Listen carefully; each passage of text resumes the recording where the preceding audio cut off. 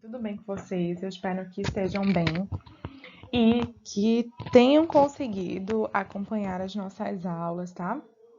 Tanto as aulas gravadas quanto as atividades que estão sendo propostas, tá? É muito importante para todo o processo de aprendizagem que vocês estão construindo, que vocês estão participando. Então, é interessante pontuarmos que, além dos vídeos, além das aulas, é necessário que você também acompanhe fazendo as leituras dos capítulos, tá? E hoje daremos início ao estudo do dadaísmo, tá? Que até um dos colegas de vocês, em uma das últimas aulas passadas, perguntou, não tínhamos começado nem a estudar ainda sobre o dadaísmo, mas já foi perguntado e já quem estava na hora passou a ter conhecimento de que se trata de um movimento artístico, certo? Que ocorreu na Europa, ok? Vamos estudar mais um pouco hoje, ok? O que foi o dadaísmo, tá, gente? Já sabemos que foi um movimento artístico, foi um movimento que ocorreu na Europa, tá? Em meio à Primeira Guerra Mundial, tá? É interessante observarmos que o dadaísmo surgiu exatamente nesse cenário social, nesse cenário em que a sociedade vivia, tá? E ele foi criado como forma de protesto. Foi uma reação em que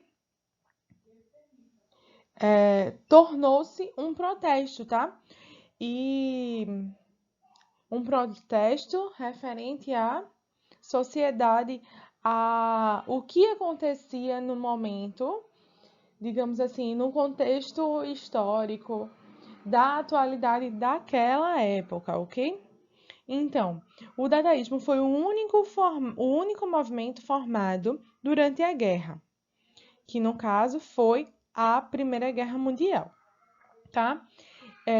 Os artistas principais que apareceram logo no início foi Tristan e Duke, certo, gente?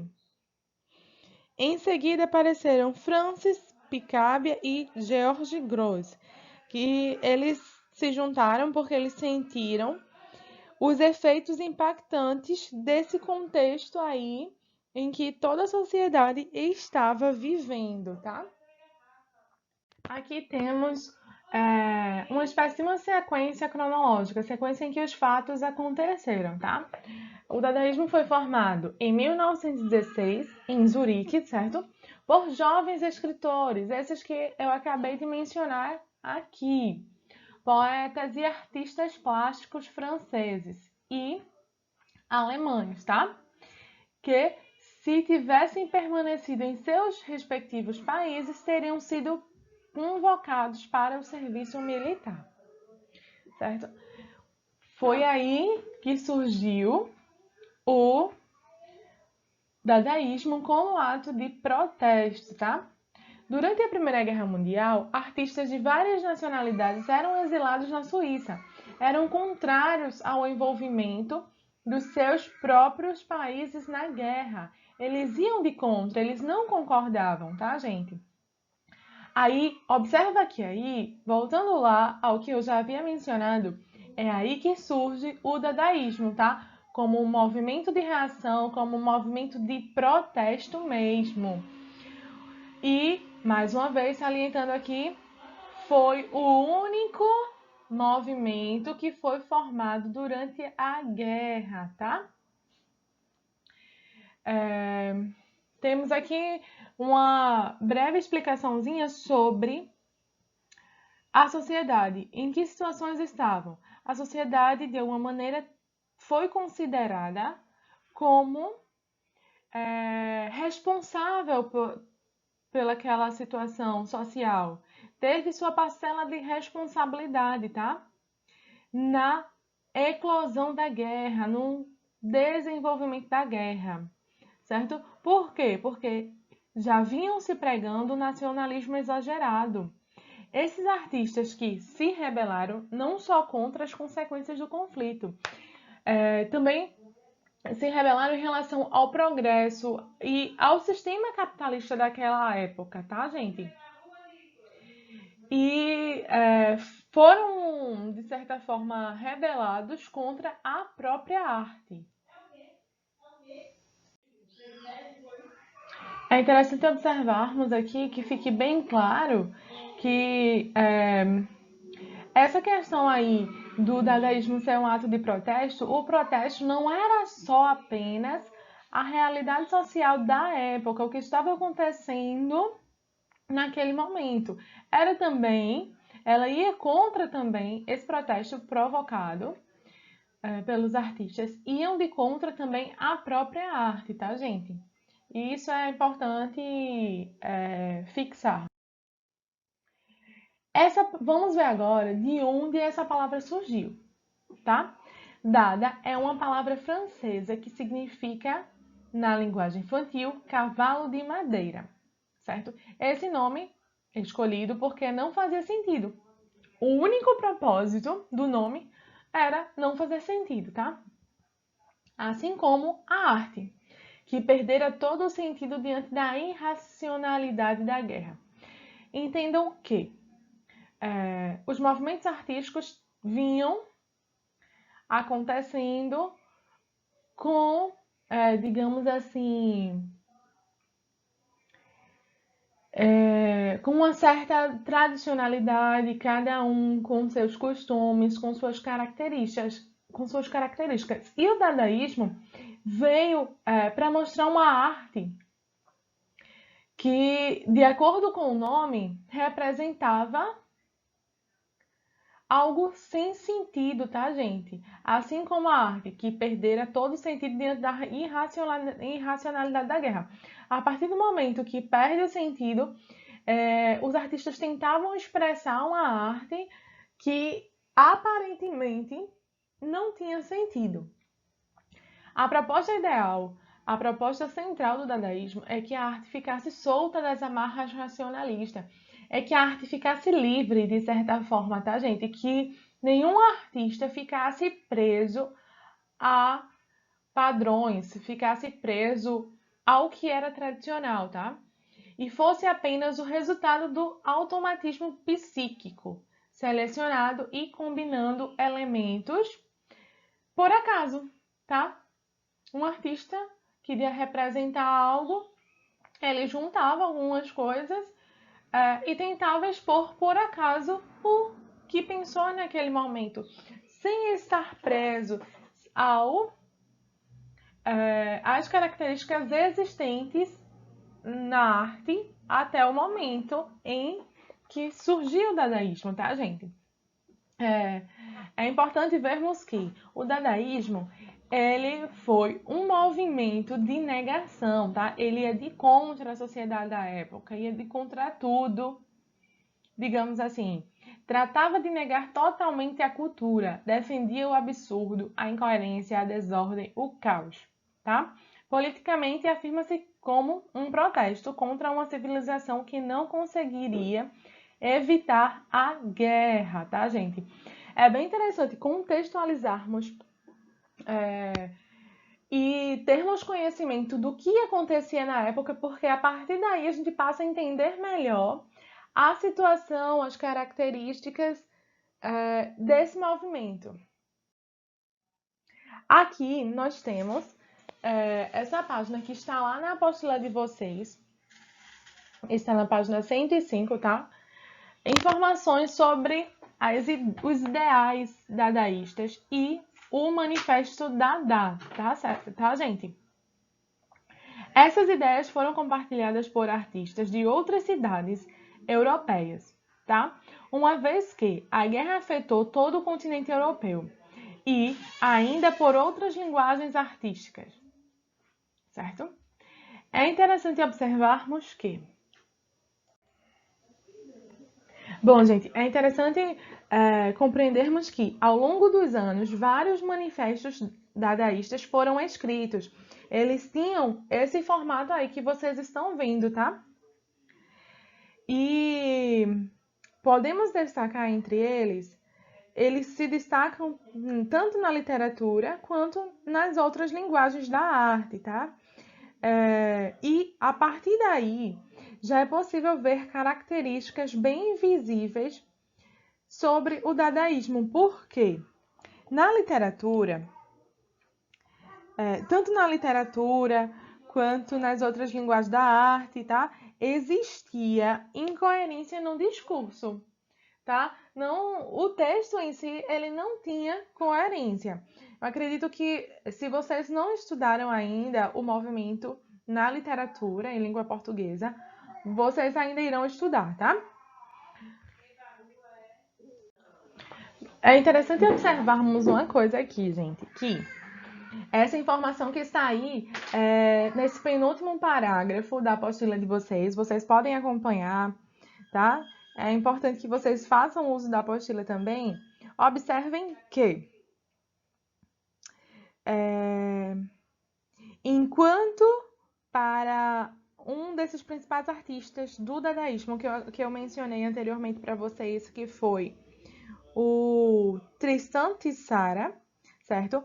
Para ele, o que diferenciou o dadaísmo das demais vanguardas artísticas foi que o futurismo e o expressionismo, para ele, tinham uma visão otimista de que a Europa ressurgiria, de que a Europa em guerra ressurgiria a beleza, tá? Eles tinham uma visão otimista do futuro, digamos assim. Enquanto o dadaísmo não tinha esperança absolutamente em nada, tá, gente? Ela era utilizado essa questão mesmo de ir de contra como um protesto a tanto a sociedade, tanto o que acontecia por causa da guerra e até mesmo a arte, tá? Bom, gente, aqui eu trouxe para vocês algumas características dessa arte, tá? Era utilizado qualquer matéria, tá? Que servisse para compor os temas que queriam ser abordados, queriam ser passados pelo artista, tá? Eram utilizadas cores grossas, empegadas como fatias, colagens, tá? Era utilizado também o emprego de figuras mecânicas com função de bombas elétricas, certo? Pinturas com sugestões escultóricas, umas vezes com tendências surrealistas, ultras abstracionistas, tá? De certa forma, os artistas fizeram um passeio, os artistas fizeram um apanhado de todo o conhecimento artístico que eles tinham, tentaram de todas as formas rejeitar tudo que era clássico, tudo que era tradicional e desconstruíram a própria arte, tá? Os principais artistas desse movimento foram, eu até já mencionei aqui no início, Marcel Duchamp, que foi um pintor e escultor francês, tá? E sua arte abriu caminho para os movimentos como pop art e op art, tá? Das décadas seguintes, entre 1950 e 1960, tá? E ele reinterpretou o cubismo à sua maneira, de acordo com as características, as predisposições que ele trazia, de acordo com todo tipo de informação que ele tinha e de acordo com as suas características próprias dentro da arte, ele passou a desenvolver outros movimentos, tá? Participar de certa forma. Como vocês podem ver aqui, temos algumas obras feitas por ele que foi desse movimento aí do dadaísmo, tá? é interessante observarmos que o experimentalismo e a provocação conduziu esses artistas a ideias radicais em artes, tá? Antes do surgimento do grupo Dada, lá em Zurique, que é o que estamos estudando, ele criou os Headsmeds, objetos escolhidos ao acaso, tá? E que, após leve intervenção, receberam título e adquiriam a condição de objeto de arte, como vocês podem ver aqui, tá? Aqui temos outro artista importante desse momento, desse movimento, digamos assim, que foi o pintor e escritor francês Francis Picabia, tá? Mencionei também o nome dele lá no início, quando estava tentando contextualizar um pouco para vocês da realidade em que a sociedade vivia nessa época. Ele se envolveu nos principais movimentos estéticos do século XX, como cubismo, surrealismo e dadaísmo, tá? Colaborou também com Tristan na revista Dada. Lembra que vimos lá o manifesto que era escrito na literatura, enfim. Suas primeiras pinturas cubistas eram mais próximas de Leigh do que de Picasso e demonstram exuberância nas cores e sugerem formas metálicas que se encaixam umas nas outras. Observem aí que ele faz uso de formas e cores, certo? Às vezes um pouco discretas, tá? E por volta de 1916, esse artista se concentrou nos engenhos mecânicos do dadaísmo. É aquela situação que eu comentei aqui com vocês. Os artistas já vêm de outros movimentos e trazem consigo características pessoais e características em si dos movimentos que eles passaram, tá? Só para finalizarmos aqui, o dadaísmo veio realmente para abolir de vez a lógica, a organização, a postura racional e trouxe para a arte um caráter de espontaneidade e gratuidade total, tá, gente? Todo aquele ideal tradicional da arte foi realmente desconstruído pelo dadaísmo. Tenho até aqui uma citação de Tissara, certo? Que é bem interessante. Dada não significa nada. Sabe-se pelos jornais que os negros crow denominam a cauda da vaca santa, Dada. O cubo é a mãe em certa região da Itália, Dada. Um cavalo de madeira e ama de leite. Dupla afirmação em russo e em romeno. Dada. Sabe, os jornalistas viram nela uma arte para os bebês, outros Jesus chamando criancinhas do dia. O retorno ao primitivismo, seco e barulhento. Barulhento e monótono. Não se constrói a sensibilidade sobre uma palavra. Toda a construção converge para a perfeição que aborrece. A ideia estagnante de um pântano dourado, relativo ao produto humano. Gente, essa citação dele realmente vem para comprovar o que estamos vendo até agora, que o dadaísmo veio realmente para desconstruir a ideia de arte que se tinha nesse período, tá? Agora, vocês irão fazer a atividade da apostila, tá? Que está lá na página 110, ok? Vocês irão fazer essa atividade 1 e a atividade 2, ok? Observem que todas as informações que tivemos aqui nessa aula, vocês conseguem, com essas informações, responder a essas perguntas, tá? Ao terminar a atividade, você irá tirar foto e me enviar, tá? A atividade pronta, anexando aqui nesse espaço da sala de aula de vocês. Tchau, gente, até a próxima aula.